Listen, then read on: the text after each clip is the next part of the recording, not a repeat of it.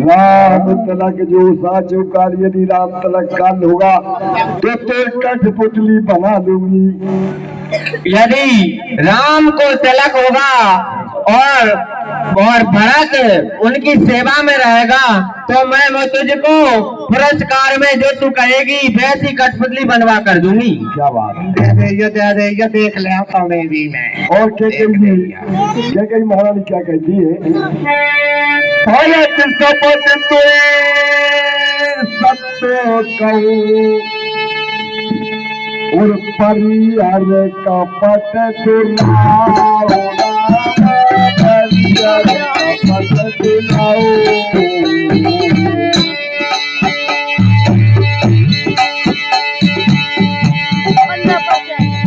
हर समय दुष्मय